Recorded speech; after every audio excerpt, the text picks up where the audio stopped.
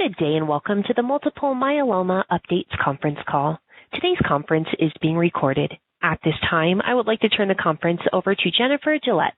Please go ahead. So much, Diva. Yes, my name is Jennifer Gillette, and I'm the staff social worker, National Bone Marrow Transplant Link. I'd like to welcome everyone on the call here today. Today's program will focus on multiple myeloma updates. A special thank you to our sponsors for today's program, the Leukemia and Lymphoma Society, Insight Corporation, Pharmacyclics and Janssen, and the Omeris Corporation. We also thank our esteemed link partners.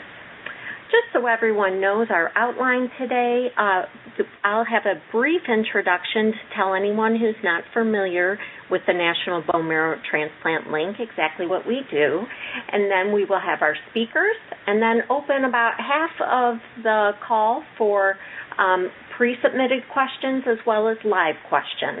And then we'll wrap up a few minutes at the end with just a couple resources and thank yous.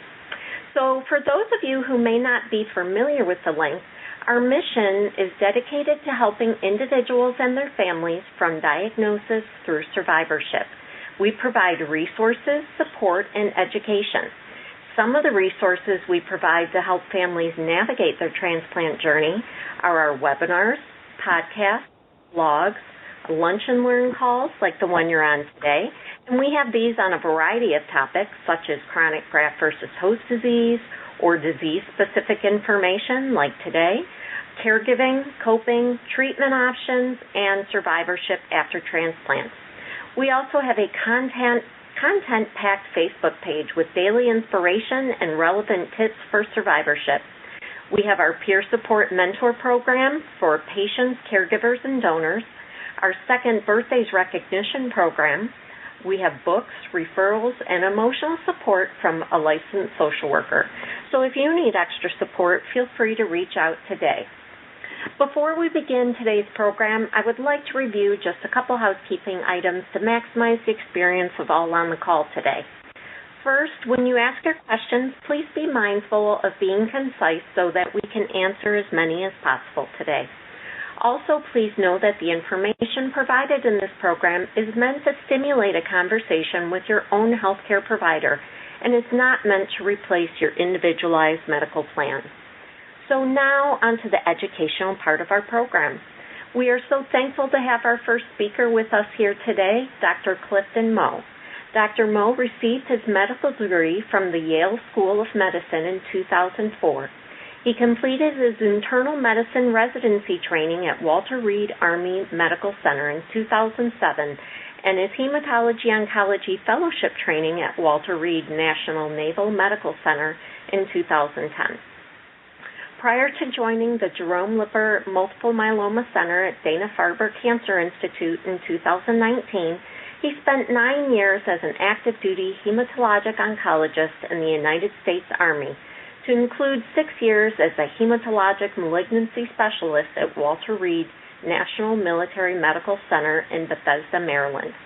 Dr. Mo currently serves as the physician and director of autologous stem cell transplantation for multiple myeloma at Dana-Farber. His clinical interests include novel therapeutics, cellular therapy, innate immunity, and tumor microenvironment. Thank you for being with us, Dr. Mo, and thank you for your service.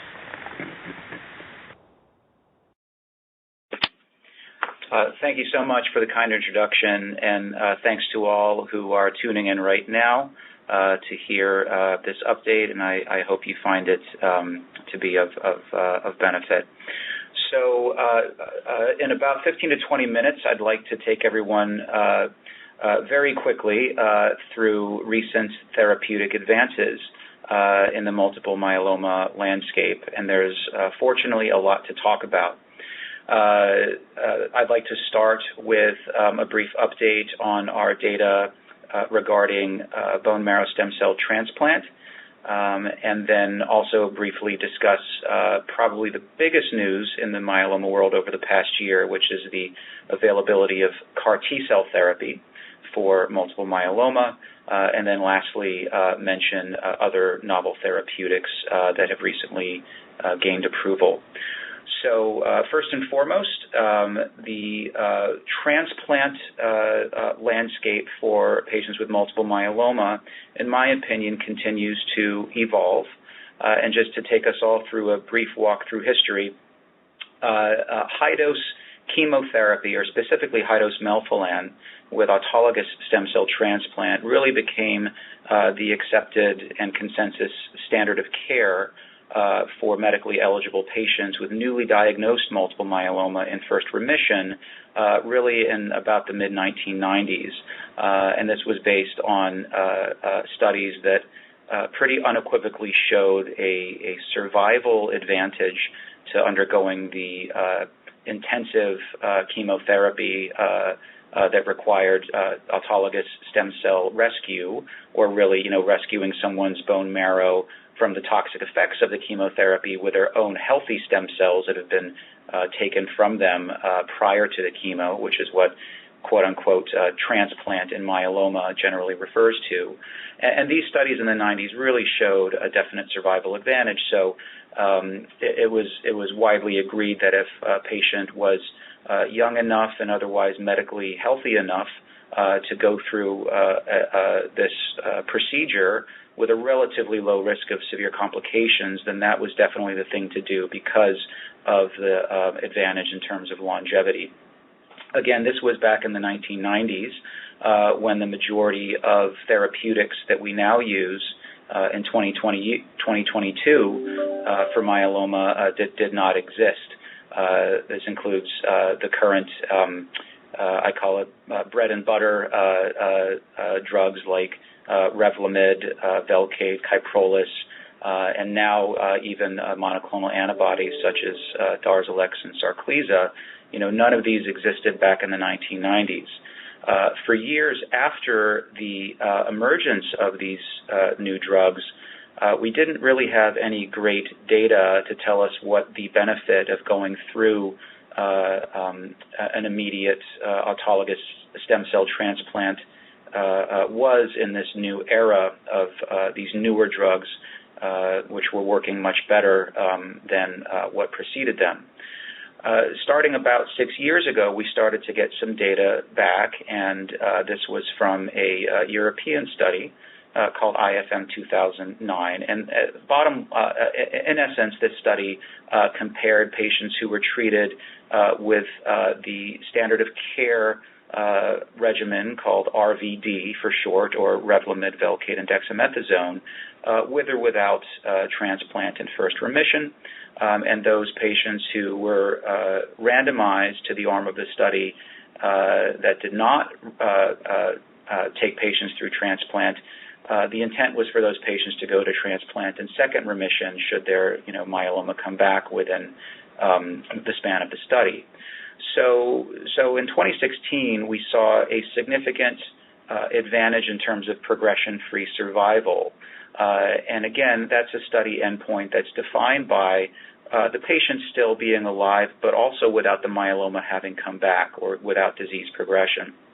And we saw just north of a 1-year progression-free survival advantage. But at 4 years of average follow-up, the overall survival curves were completely superimposed, and this was much unlike the 1990s, where those curves really separated in favor of patients who went through transplant. Just within the past year or so, we've gotten an update from that study, and we're still seeing, I think probably, a year or just north of a year, longer remission with early transplant, which is definitely an advantage that needs to be considered carefully on an individual basis. But those overall survival curves still continue to be superimposed. So I will tell you that this is a very controversial topic amongst oncologists and myeloma-specific oncologists. And I would say the room is still somewhat split in terms of how to interpret these data. On the one hand, progression-free survival is a clinically meaningful endpoint, meaning that the length of that one can stay in remission before having to worry about the next step and move on to unfamiliar drugs and risk a clinical relapse, that duration of time is clinically meaningful and should be valued. On the other hand, one could argue that the gold standard of determining standard of care therapy is whether or not a certain approach ultimately helps a patient live longer. And I think it's more difficult to say that early transplant confidently helps all myeloma patients who are eligible for transplant live longer as it used to. So I don't think that there's a very short one-sentence answer in terms of what the role of autologous stem cell transplant is for myeloma patients in our current era.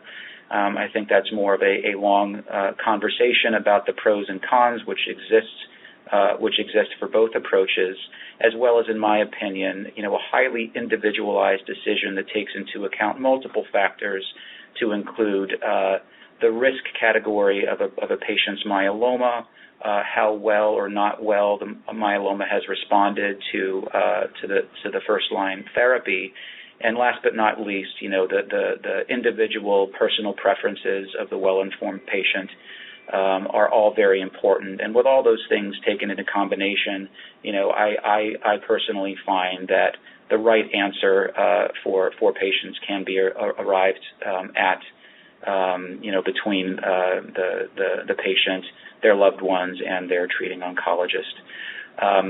So importantly, there is a quote-unquote sister study to the IFM European study called the Determination study. And this was really the North American counterpart to the IFM study. And it was designed almost identically with the important exception of indefinite Revlimid maintenance after the initial phases of therapy, whether it be with transplant or without, as opposed to the IFM 2009 study, which gave patients only 1 year of Revlimid maintenance and then stopped all therapy and monitored for progression. So we do not yet have data from the Determination study, although we expect the initial data to be reported at this year's ASCO annual meeting in just a few months. And so, we are all, eagerly awaiting the data in terms of progression-free survival, overall survival, as well as, other important endpoints like toxicities and other, safety signals or whatnot. So I think more very helpful data is on its way in terms of establishing the role of autologous stem cell transplant in patients with myeloma in 2022 moving forward. The last thing I will say, which touches a little bit on another update that I'll get to shortly, is the role of transplant in the setting of quad therapy. And this means not only RVD or RVD-like regimens, but those regimens with a very effective monoclonal antibody against myeloma added on to these triplet backbone combinations. We don't yet really have any data on the role of transplant with these newer and even more effective regimens, although we're actively working on that.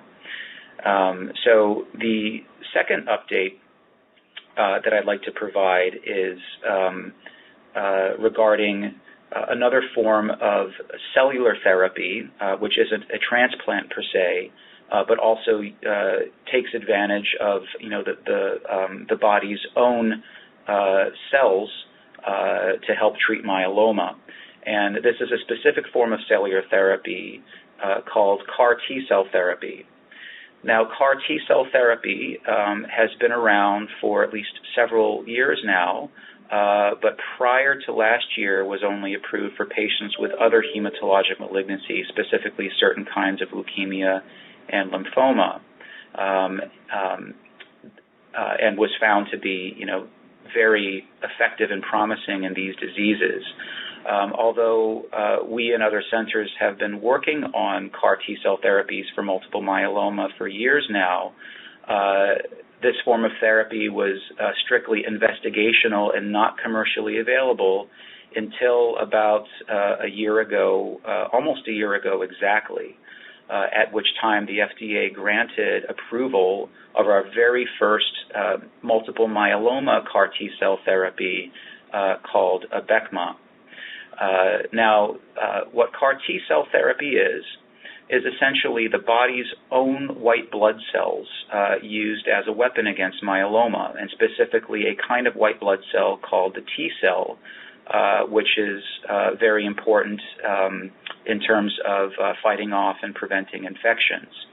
Now, one of the things about multiple myeloma and about cancer in general is that although the bad cancer cell is obviously very destructive and hurting the patient, there's a certain degree of immune tolerance where the immune system doesn't attack the bad cancer cell and rid it from the body like it would attack a foreign invader, like a viral or bacterial infection.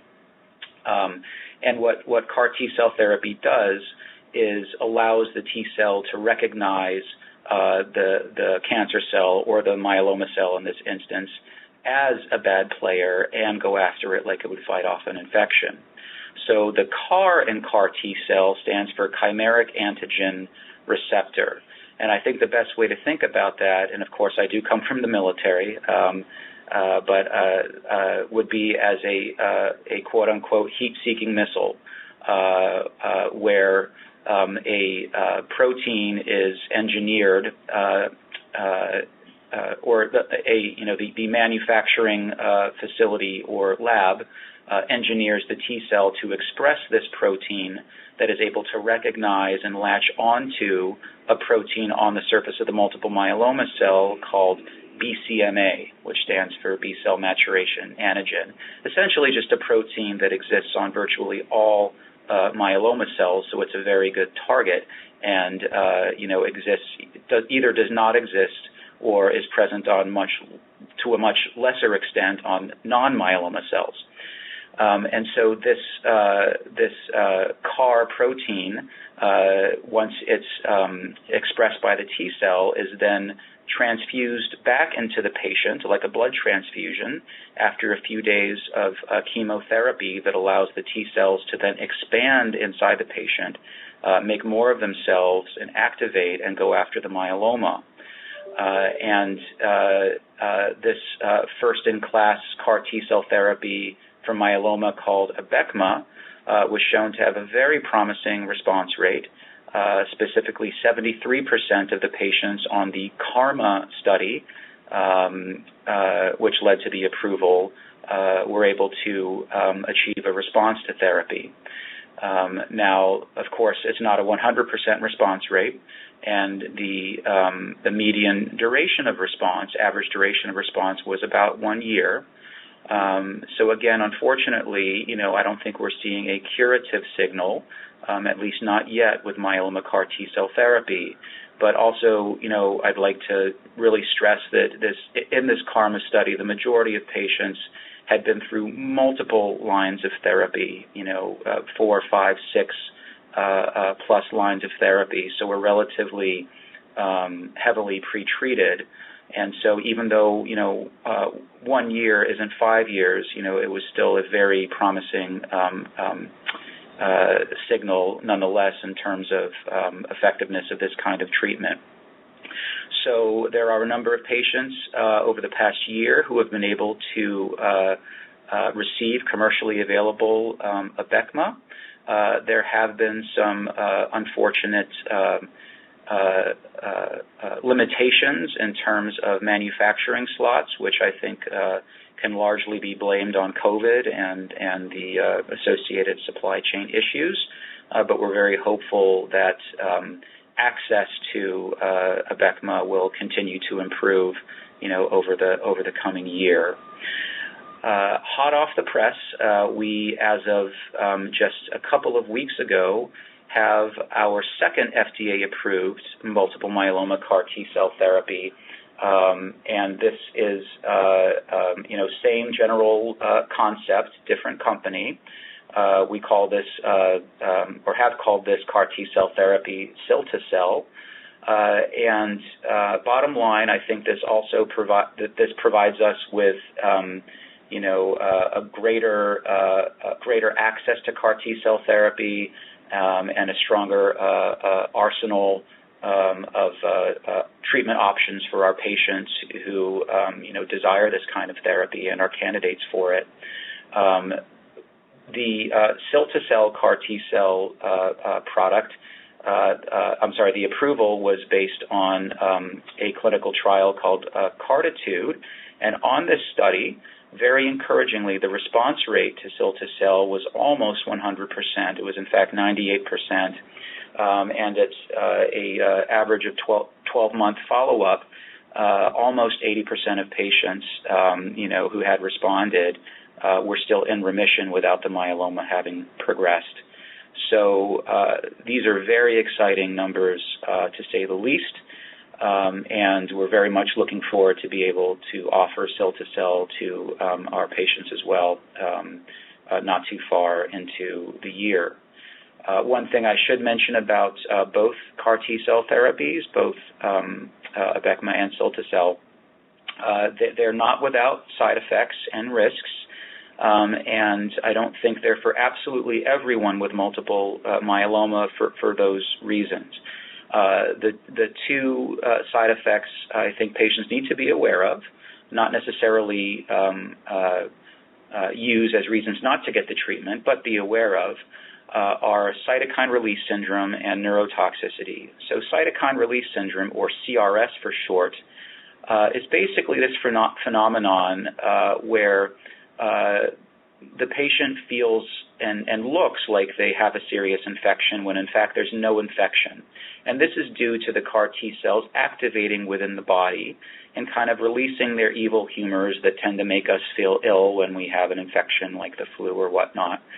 And this can include fevers, drops in blood pressure, and temporary need for supplemental oxygen. So this CRS phenomenon is actually quite common in CAR T-cell therapy, to include the myeloma CAR T-cell therapies, but importantly, with minor exception, tends to be low grade, meaning not severe, not anywhere near life-threatening, and we're very adept at managing these toxicities now at Dana-Farber and other cellular therapy centers. Significantly less than 10% of patients will have what we call high grade or really concerning CRS episodes, but at the same time it's not zero, and it's something to be aware of. And then even less common is neurotoxicity, and this is really when the CAR T cells, we think, impair the patient's ability to function well from a neurocognitive standpoint. This could range from slight confusion to inability to speak normally to more severe manifestations. But the severe manifestations are quite rare indeed, at less than 5%, and neurotoxicity of any grade is not common with the myeloma CAR T cells. But to be fair, these toxicities are worth mentioning nonetheless. So the third update that I'd like to give is in the realm of first-line therapy, and I alluded to it earlier on in this talk, and that's I think the coming era of quad therapy. So again, at least in the United States, for about the better part of the past decade or so, these triplet regimens like RVD that we already discussed, or KRD, which is Kyprolis, Revlimid, and dexamethasone. These regimens have been the standard of care because they were really they proved to be much more effective than anything that came before them in terms of doublet regimens with one of these drugs, plus a steroid, or older chemotherapy regimens. And so at least in the United States, most of us myeloma oncologists consider these triplet regimens to be the way to go. enter the anti-CD38 monoclonal antibodies, and specifically the drug daratumumab or Darzalex, which was initially approved for patients with relapsed myeloma about, I think, 6 to 7 years ago, and was approved by itself, but then showed that it worked even better when combined with other bread-and-butter myeloma drugs such as Revlimid, Velcade, and whatnot. So this kind of drug, like CAR T-cell therapy, is also a form of immunotherapy, meaning harnessing the power of the immune system, although it works in a bit of a different way. The drug, recognizes a protein on the myeloma cell and then essentially coats the myeloma cell with the drug itself, which is an antibody, just like the antibodies that all of our immune systems make to fight off infection. And that triggers various mechanisms within the immune system to attack the myeloma.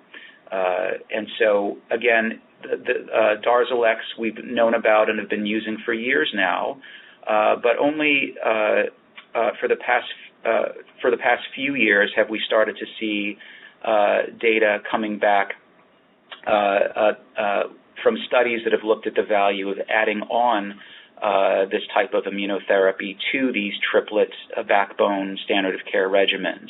And without going into too much detail, I can say that across the board, we're seeing patients achieving deeper remissions with the antibody-containing quad than with the triplet alone.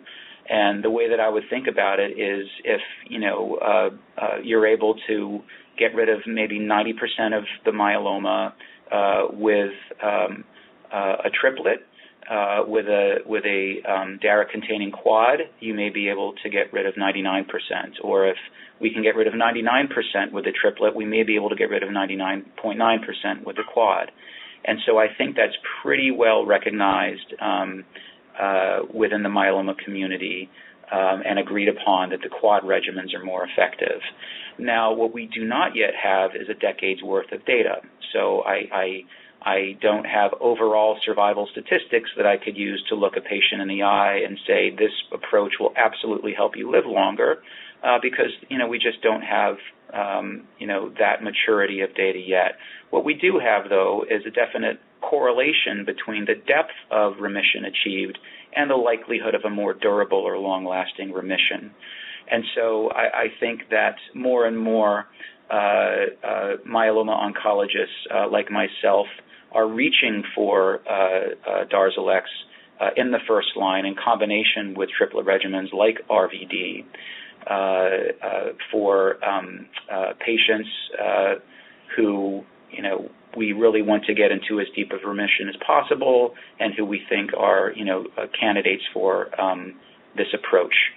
And that's probably the major development over the past year. Again, there have been multiple studies. The one that we've been involved with here at Dana-Farber is called the Griffin study, which looked at Darzalex plus RVD versus RVD alone. And we see a significantly higher complete response rate, as well as a doubling and almost tripling of what we call MRD negativity rates. And again, MRD stands for minimal residual disease, which refers to really state-of-the-art technologies that allow us to detect one residual myeloma cell in a bone marrow, full of non-myeloma cells. So one residual myeloma cell out of maybe 100,000 to 1 million normal cells, and we're actually able to get to the depth of remission where we can't detect that myeloma cell. Now, again, that does not translate into a curative potential because I don't think that we're seeing that, but it does signify a significant improvement in efficacy of therapy that we've never seen before in the realm of myeloma oncology, and we're very excited about it. So with that, I should probably conclude so as to save some time for the remainder of the talk and for questions. But I really appreciate your tuning in and your time, and I hope that you found this helpful. Thanks so much. Thank you so much, Dr. Mo. It's very informative. I certainly learned something today, and we appreciate you being here. And now we would like to welcome our next speaker to talk with you. His name is Sean Hayes, and he had a multiple myeloma diagnosis in April 2017, and then a stem cell transplant in October of 2017. Currently in a CAR-T phase 1 clinical trial through Dana-Farber, and he's doing very well with terrific numbers so far. He will share inspiration and his experience. And thank you so much for joining us, Sean. Hi, ma'am. Thank you for inviting me to this. It's really, really nice. I'm kind of excited, scared, and all the above. So as I stumble through my words, laugh at me all you need to. So all my thunder's already been taken. We just appreciate you. No laughing. You stole my thunder on, when I got diagnosed and some of the treatments I went through, but you didn't talk about how we found out or whatever. So I was in the Marine Corps. I just retired a year ago with 28 years. As much as, we love to say we love PT, we really don't. And it's hard, and it gets harder, as you get old and can't keep up with the young bucks, et cetera. So I was training for the Marine Corps half marathon down here in Fredericksburg, Virginia, and kept getting really, really bad hip pain. And I was like, what the heck is this, So, unfortunately, our medical system doesn't work, super awesome in the military side of things. I make a doctor's appointment. It's 2 weeks out. Okay. I can deal with this for 2 weeks. Oh, I'm really looking for some physical therapy. I'll try some of my own exercises. The night before I went into, to see the doctor, I developed this rash across my face. And holy smokes, this is like the worst.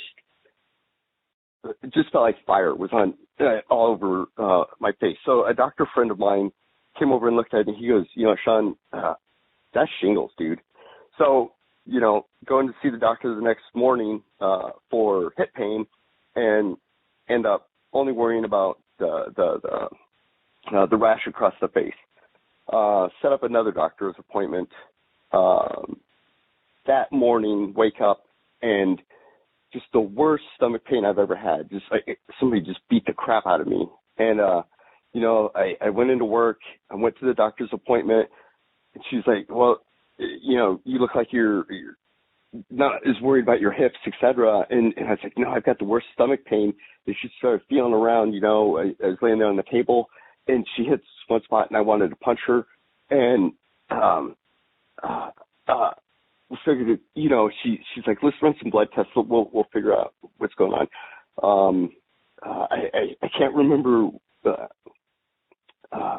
what I was diagnosed with. It had to do with the small intestine, all gross stuff anyway. But the doctor calls me that evening, and she's like, Sean, your blood numbers are really, really weird. I want to refer you to a hematologist, et cetera. And I was like, okay, cool. I'm a Marine. I'm not hurting, just feeling old and no worries, whatsoever. This is easy stuff. We can get it figured out. Did a whole bunch of blood tests for the hematology department at Fort Belvoir, actually where Dr. Mo was, et cetera. Or not Belvoir, I'm sorry, Bethesda. Anyway, I completely lost everything. Go in and see the oncologist. And if we stop right there just for a second and go back about 4 or 5 days. So we did the blood tests. I got the results. Google can be like your best friend in the world, or it can be your worst enemy. And I let it become my worst enemy that day. Those days leading up to it, I knew I had multiple myeloma before the doctor told me. I knew it. Numbers were getting higher, et cetera. And, we started on the RVD, BRD regimen, and I was actually a part of the control group for the KRD study that was going on at the time. Anyway, did BRD or RVD, whatever way it goes. I don't know if I was being tough, and that's all it was. But I'd be at the going to the doctor, and my feet would like start tingling and burning, etc. Long story short, I stuck it up for as long as I could, and finally reported it, and we knew it was neuropathy forming, so we stopped that treatment. I think I got down to 1.7 or 0.99 is sticking in my head, numbers before having to stop it. I stayed on Revlimid, stayed on dexamethasone, but an opportunity came up with Dr. Mo and his team to go ahead and do a stem cell transplant. So we did the stem cell. I gave up my stem cells. That was a really, really weird procedure. I don't know how to explain it other than I kind of felt drunk or high the when they were taking the cells. And one thing I do remember about that was Dr. Mo was there that morning, and he was supervising it, and it was a Saturday. So it's just one of those things I always remember about Dr. Mo. And sir, I'm trying not to talk like you're dead. Sorry. Stem cell transplant, January, the 100-day mark, we do blood tests, find out that, the myeloma is still growing. It's higher than it was when I went in to get the stem cell transplant. Okay, completely bummed about that. Move on to the next line of treatment, which was KRD.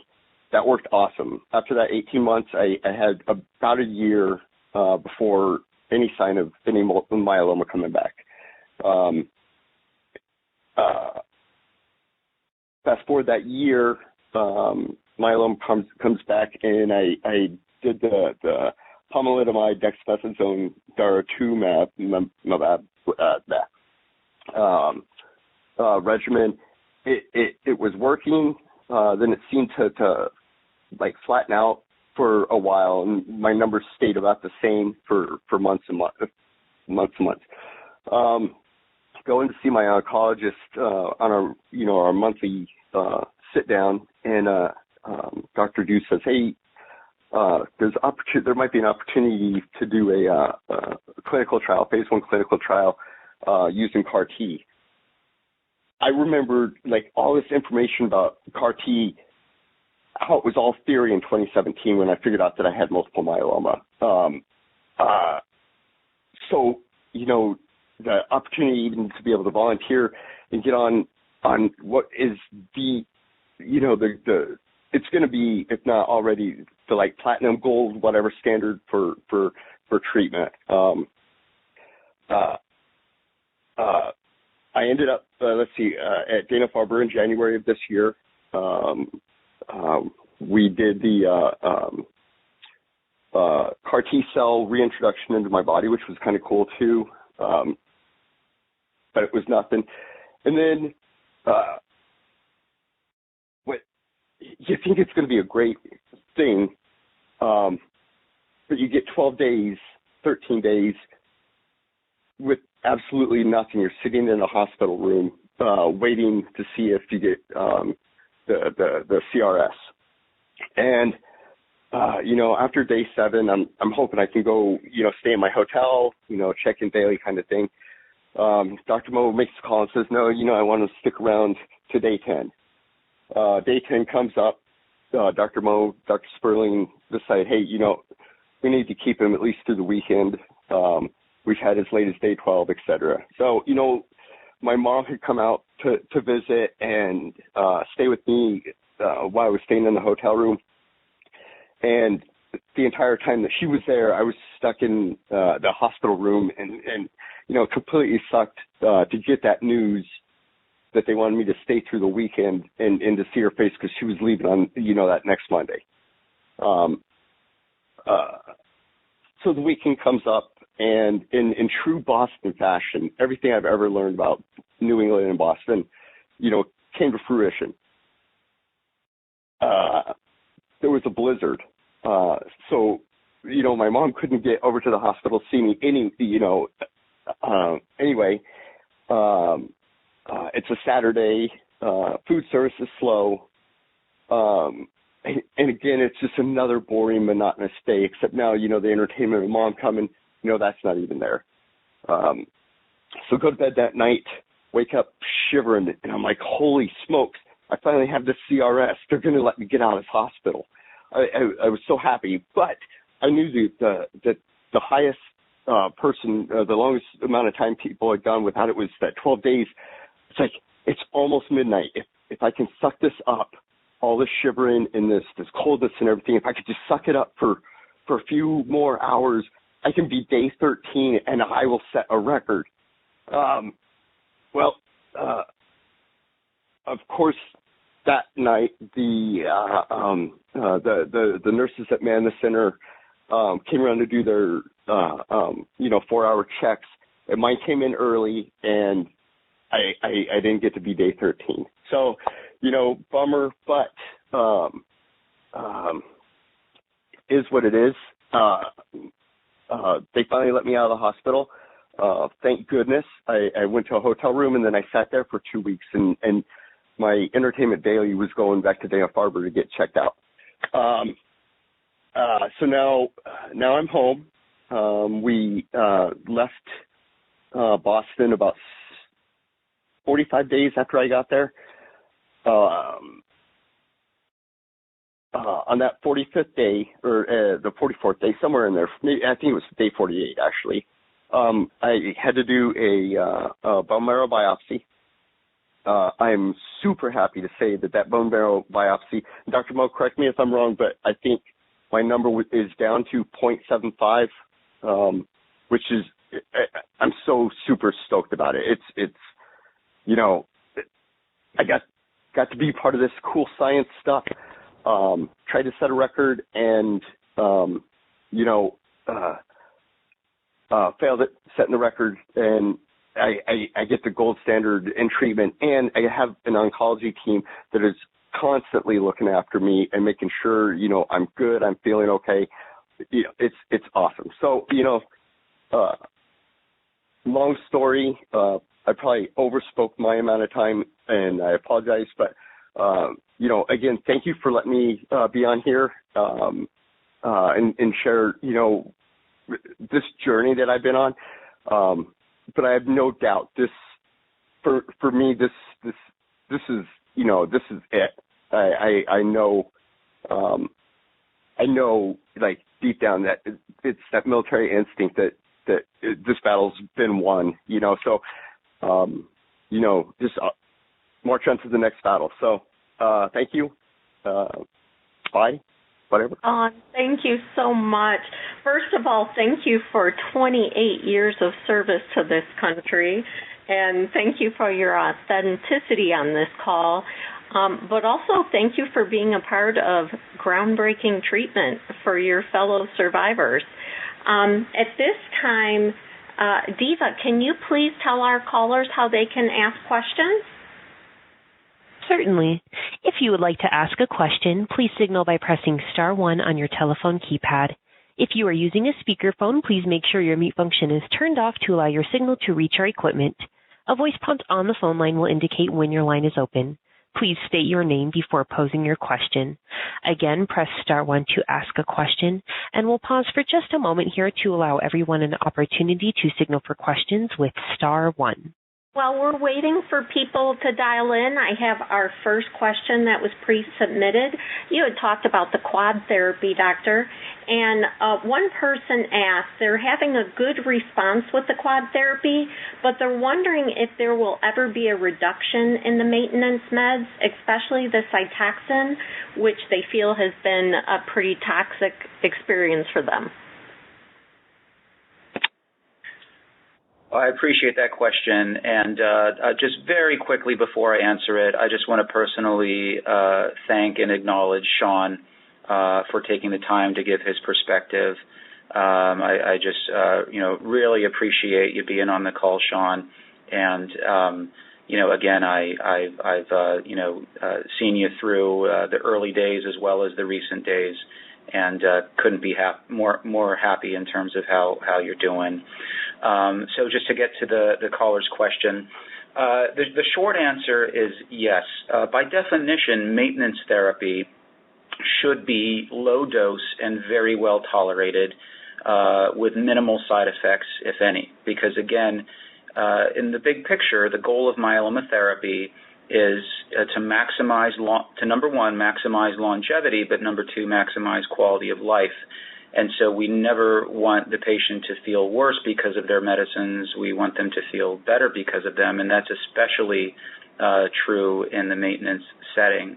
So I don't know the details of your treatment plan or your treatment history. All I can say is that I personally do not find Cytoxan to be the best tolerated maintenance drug because, again, unlike IMiDs like Revlimid and Pomalyst, proteasome inhibitors like Velcade and Kyprolis, and CD38-directed antibodies like Darzalex and Sarclisa, Cytoxan is one of our old warhorse cytotoxic chemo drugs that's been around for decades. And so I find the fatigue and sometimes the GI symptoms from the Cytoxan to be prohibitive in terms of keeping it going till the cows come home for patients that I've treated over the years. So that's not to say that it, in someone who maybe has had difficulty with Revlimid or has some sort of, safety concern about that drug, that's not to say that Cytoxan shouldn't be continued in an individual patient who's benefiting from it. But I would just, discuss the issues you may be having with your oncologist and try to come up with, the dose that is, still effective or has, a likelihood of still being active, not a homeopathic dose, but, find the dose that we think still has a good chance of providing some efficacy, but also is able to be tolerated for months on end. So I guess those are my two bottom line answers is try to find the tolerated dose and stick with that, assuming that there's no reason that you can't be on one of the newer drugs in the maintenance setting, such as Revlimid. Not to go way off on a tangent, but the brief history with maintenance therapy kind of started with Revlimid. Essentially, we saw an overall survival advantage, a long-term survival advantage that was statistically significant in patients who were placed or who were kept on long-term low-dose Revlimid maintenance after transplant, as opposed to observation only and waiting for the myeloma to come back. And multiple studies, I think, have really confirmed the importance of immunomodulatory drugs like Revlimid and Pomalyst in the maintenance setting. The proteasome inhibitors such as Velcade and Kyprolis, I do think can provide an added degree of efficacy in the maintenance setting. We actually have randomized phase 3 data from an Italian study called Forte that actually shows longer progression-free survival for patients who stay on the two-drug KR or Kyprolis Revlimid maintenance as opposed to Revlimid alone. Now, that being said, we don't yet have data to show that there is an overall survival advantage, but we do see that advantage in terms of lengthening the duration of a patient's remission. So I think that the paradigm of maintenance therapy continues to evolve. I would say that low-dose Revlimid maintenance therapy is probably still the standard of care, although, again, newer studies have looked at the value of proteasome inhibitor addition to the Revlimid maintenance, and also studies like the Griffin study that I mentioned are looking at the value of continuing Darzalex in the maintenance phase. like once, a month infusion of Darzalex in addition to low-dose Revlimid maintenance, and patients are doing very well on that regimen. So I think our maintenance strategies are only going to continue to improve in terms of efficacy, but the tolerability of those maintenance regimens is just as important as efficacy, and we really need to make sure that patients are not suffering for months on end because of high-grade side effects from their maintenance drugs, because that defeats the whole purpose of myeloma therapy. And that's just my personal opinion on that. Thanks for the question. Thank you, Dr. Mo. Diva, is there anyone on the line? Absolutely. We'll take our question over the phone. Caller, please go ahead. And caller, please check your mute function, as you may be muted. Can you hear me now? We sure can. Yes, we can. Yes. Go ahead with your question. Yes, this is Tamala calling, and I was diagnosed with myeloma back in 2010 and did stem cell transplant and went, I think, about 3 years in remission, and then started on Velcade and Revlimid for, I'm not sure, about a year and a half or something like that, but I had a 2-year break of remission and then started on Darzalex and Dex in 2016. And so far it's been working pretty good for me. But my biggest thing is tiredness, and I have a numbness in my hands with the temperature drops. But, I have a numbness in my hand where they'll turn like a bluish-gray color. So I don't know if they had any recommendations for that and the tiredness. But other than that, I do good on my drug. I do it once a month. Well, I appreciate your question. And first of all, I'm really happy for you that I think it sounds like you've been on the Darzalex and the dexamethasone without other myeloma drugs for maybe well over 5 years or even 6 years. That's correct. Mm-hmm. Yes, that's a fantastic response. And it's really good to hear about. Thank you. In terms of your side effects, so of course, without knowing the details of your situation, it's hard to pinpoint exactly what's causing your fatigue. There could be a number of reasons. In terms of the regimen, though, I don't find that Darzalex is a drug that commonly causes fatigue.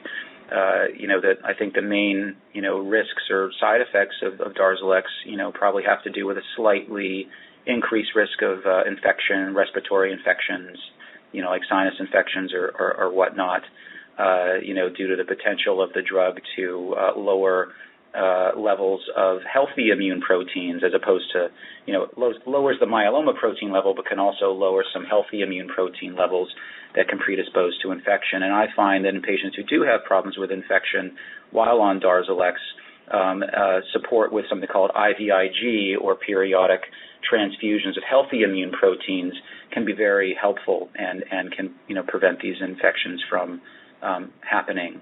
But in terms of fatigue, I would be hard pressed to blame it on the Darzalex. I think that if I'm not sure how much dexamethasone or steroid you're still getting, but certainly steroids. 20 milligrams a month. Yeah, so if it's just 20 milligrams a month, it's also hard to blame all of the fatigue only on the Dex. But what I can say is that, a lot of patients have problems with fluctuating energy levels due to their steroid. And again, we wouldn't give Dex or any other steroid to patients with myeloma if the steroids, weren't such good drugs in terms of helping, the other myeloma drugs work better. But certainly patients can have a lot of issues with like peaks and valleys. You can feel more energetic with Dex and then have kind of a post-Dex crash, where your body just, senses that it's not getting the external, steroid and can have days of fatigue after that. That's true. That happens to me. Yeah, especially as long as you've been on this treatment and as well as you're doing, I do sometimes find that by lowering the steroid dose, you can retain, the benefit from the steroid. But if you kind of decrease the amplitude, if you will, of these peaks and valleys, that results in maybe, an overall, better energy level or less problems feeling the fatigue. And also remember that the steroids very commonly cause insomnia. And so I've had a number of patients who, we don't have to throw the baby out with the bathwater, so to speak, but maybe giving, 12 or, even 8 milligrams, with the Darzalex instead of the full 20, might help you in that regard. And again, I think that the main reason to give the steroid at this point in your treatment, being on Darzalex for so many years, is to provide some degree of synergy and let the Darzalex work better. But also, patients mainly, need to be on some steroid to prevent infusion reactions from Darzalex. But those infusion reactions usually only tend to happen during the first cycle and really during the first dose or two. And so if a patient's not having problems with, feeling chills or wheezing or anything like that after they get their Darzalex after a good number of doses, I think the likelihood that they'll get a clinically significant infusion reaction on a lower dose of the dex is pretty low. So I personally have a very low threshold to reduce the dex dose if I think the patient may be having any side effects that could be in any way related to it, as far into your therapy as you are. And then lastly, kind of checking for the low-hanging fruit, so to speak, making sure, you're not, deficient in your B vitamins, making sure your thyroid function is within normal limits. Sometimes us myeloma docs can tend to put on the myeloma blinders. I'm guilty of it as well. But if you haven't had those kind of basic things checked in a while and you're having still significant fatigue, the last thing we would want is to go years and years and then eventually say, oh, shucks, you have B12 deficiency and that's why you're so fatigued. So maybe just talking with your oncologist as well as your primary care doctor about doing a thorough fatigue workup might be in your best interest. Again, really appreciate your question, and I hope you continue to do well. Thank you so much. Thank you. Oh, I'm so sorry. I forgot to even address the neuropathy. So a number of myeloma drugs can cause neuropathy. Velcade is the chief culprit. That's the one myeloma therapeutic that, causes neuropathy in more patients than not. Sometimes I've had some patients who can have worsening of their neuropathy after their transplant, but really we tend to blame most of the neuropathy on Velcade. So some of the neuropathy you may be having is maybe just residual neuropathy from your previous treatments. I think maybe Darzalex has a slight ability to contribute to neuropathy. I've seen that in some patients, but it's not high on the list of our neuropathy offenders. What I can say is that the basic things like just trying to maintain adequate hydration as well as keeping those hands and feet nice and moisturized, especially through the winter months, I think can go a long way in terms of mitigating the neuropathy. There are some supplements that some patients have had reported good luck with, such as B complex vitamins and some other things. But I think the hydration and the moisturizing of the hands and feet is probably the most important thing. And then if you're having painful neuropathy over a course of years due to your previous therapies, an anti-nerve pain medicine like low-dose gabapentin or Lyrica, I find can go a long way in terms of making life a lot more tolerable from a neuropathy standpoint in a number of my patients. So sorry, I forgot to answer the second part of your question. Oh, no, thank you for doing that, Doctor. And I know we are at the top of the hour already. Sean, I have a question for you before we close today. I'm sure there were some tough days on this journey, and I'm curious what kept you strong or what got you through on those tough days. Thanks, ma'am. That's a great question. You got to have somebody that's your partner in this, meaning that one person you can talk to no matter what. I hope everyone's got one. That brother from another mother, whatever. But my toughest days, I've always just reached out to my friends. Even recently, it's awesome. To be chosen to do something completely new in science and everything, and still have those days that you feel like, God, why do I still have neuropathy, for example, or why am I still fatigued? I thought I should be, up and running, 20 miles a day by now, and be patient. Again, that's another problem I have, but I think most Marines would have that we just don't have patience, to let's just move on to the next mission, I think those are like my top twos. Talk to somebody and be patient with it. I plan to outlive this thing. So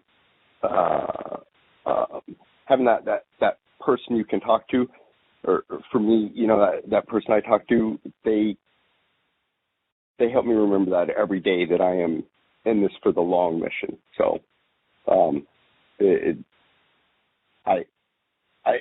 don't think there's much more than that, ma'am. Thank you.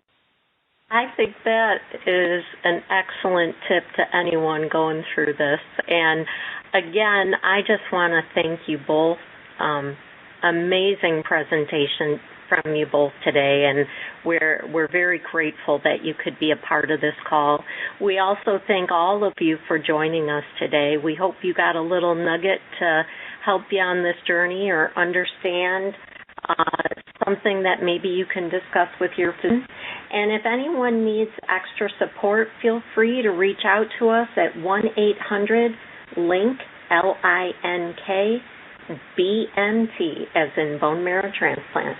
We are also looking forward to expanding our peer mentor program, so if anyone wants to be someone that another person can talk to, please reach out to us as well. Thank you again to our sponsors, our LINK partners, and we hope everyone has a wonderful day.